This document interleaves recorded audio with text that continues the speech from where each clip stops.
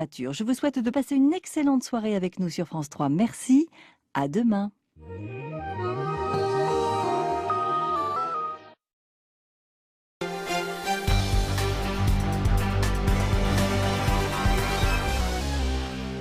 Madame, monsieur, bonsoir, bienvenue dans votre édition locale France 3 Var. Les services de l'État en ordre de bataille. Notre département, vous le savez, est l'un de ceux qui accueillent le plus grand nombre de touristes.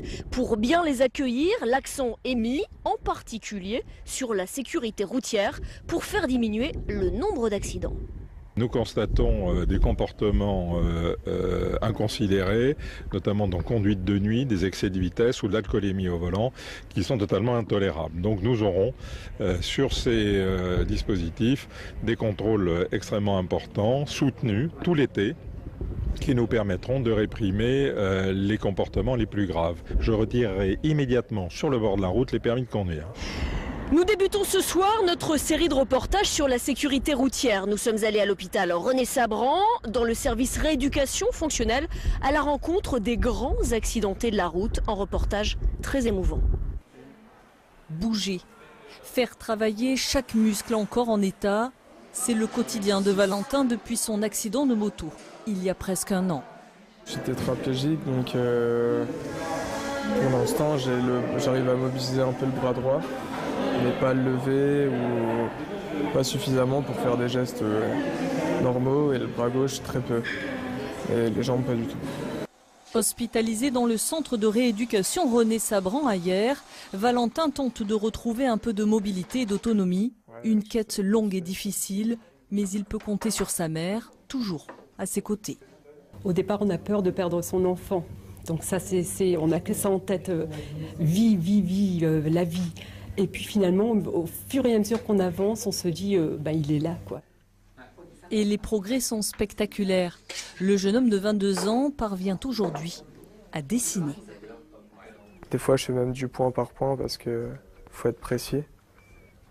Et du coup, ça prend du temps. Mais le rendu est pas trop mal. Ça, c'est rassurant? Ouais, je suis content.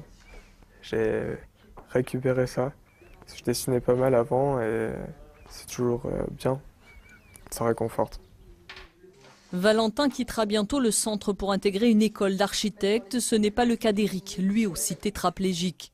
Cela fait 7 mois qu'il est là et devra encore patienter le temps de réapprendre à utiliser son corps autrement en multipliant les exercices. Ça permet de progresser, mais des fois ça peut être un peu difficile de les confronter justement. On va essayer de manger, n'y arriver pas. On va essayer de trouver un moyen palliatif pour après y arriver, mais au début ça peut être un peu dur, on va dire. On ne peut qu'être patient ici en fait. C'est tout. On garde le sourire même si on ne retrouve plus les mêmes gestes qu'autrefois. Il faut le garder le sourire. Si on ne le garde pas, on fera plus rien. On fait rien en fait. Le sourire permet d'avancer, donc on avance avec le sourire. Pour la première fois depuis son accident, Éric fait du canoë. Le matériel est adapté à son handicap. Une escapade d'une demi-heure qui fait du bien au moral. Ça montre aussi les possibilités qu'il y a. Alors avec des adaptations, avec des contraintes, on peut faire des choses. On serre un poil à la droite, comme ça on n'aura pas... Et on oublie qu'on sent plus nos propres jambes, etc. Donc on peut dire que c'est la liberté en fait. Tout est faisable. Un goût de liberté qui donne l'espoir de retrouver un jour une vie presque normale.